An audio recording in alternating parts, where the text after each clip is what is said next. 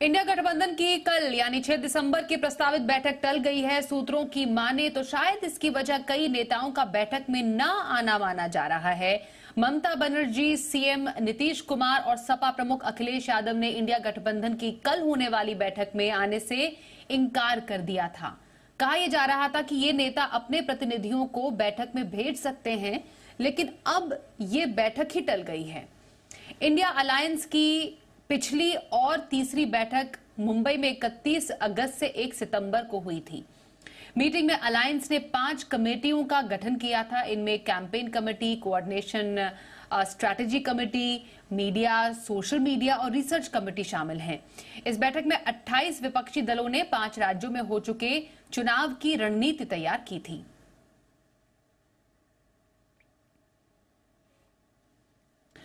और विपक्षी कुनबा बसने से पहले ही बिखरता नजर आ रहा है।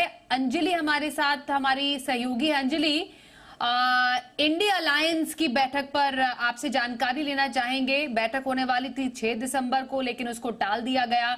हाल ही में विधानसभा चुनाव में कांग्रेस की करारी हार के बाद बैठक का टलना क्या संकेत देता है?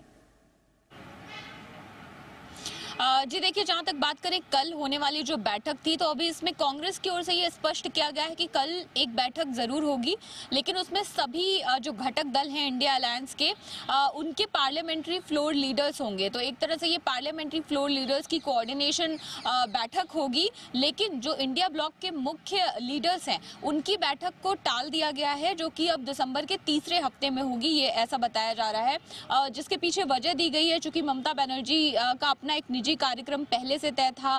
तमिलनाडु में चूंकि अभी साइक्लोन की स्थिति है, उसको देखते हुए एमके स्टालिन का यहाँ पर आना काफी दिक्कत भरी बात थी। और इसके अलावा नीतीश कुमार की तबीयत का भी हवाला दिया गया। तो अलग अलग तरीके से ये रीजंस जो है वो दिए गए इन तमाम बड़े नेताओं की ओर से, जो कि सभी कहेंगे कि अपने अपने दल के प्रमुख नेता हैं, प्रमुख चेहरे हैं। तो ऐसे में इनकी अनुपस्थिति में एक बैठक इस तरह से बुला पाना, जिसके अंदर आप समन्वय बनाने की कोशिश कर रहे हैं, वो काफी मुश्किल होता। तो ऐसे में कांग्रेस की ओर से कहा गया है कि जितने भी पार्लियामेंट्री फ्लोर लीडर्स हैं सभी घटक दलों के, उनकी कल एक बैठक रखी जाएगी, जो कि कांग्रेस अध्यक्ष मल्लिकार्जुन खड़गे के आवास पर ही होगी शाम को 6 बजे।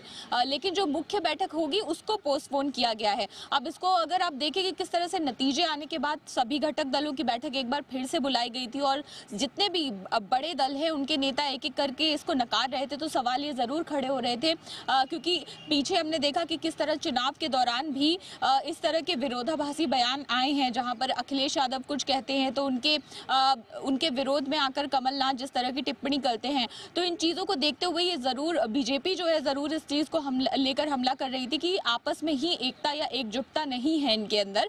और वही बात जब ये बैठक बुलाई गई तो एक बार फिर से सामने खड़ी हुई कि क्या कांग्रेस अब, चूंकि इतनी करारी हार 3 राज्यों में मिली है, तो क्या कांग्रेस अब डर गई है और एक बार फिर से गठबंधन की ओर आगे बढ़ रही है। अब ऐसे में जब ममता बनर्जी, नीतीश कुमार जैसे बड़े नेता इस बैठक में नहीं शामिल होते हैं, तो जाहिर सी बात है कि सवाल पूछे जाएंगे कि अभी अलायंस का वजूद बचा भी है या नहीं। और शायद यही वजह है कि एक बार जब ये बड़े नेता नहीं आ रहे हैं तो कोशिश ये की जा रही है, एक संदेश देने की कोशिश ये की जा रही है, इस तरह का प्रोजेक्शन दिया जा रहा है कि चूंकि अपनी अपनी व्यस्तताओं के चलते बड़े नेता नहीं आ पा रहे हैं, लेकिन एक बात की डेट जो है वो दिसंबर महीने में दी जाएगी, जिसमें तमाम बड़े नेता जो है वो एकजुट होंगे।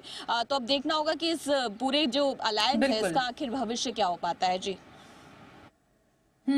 बहुत धन्यवाद करेंगे अंजलि इस पूरी खबर पर और ज्यादा जानकारी देने के लिए।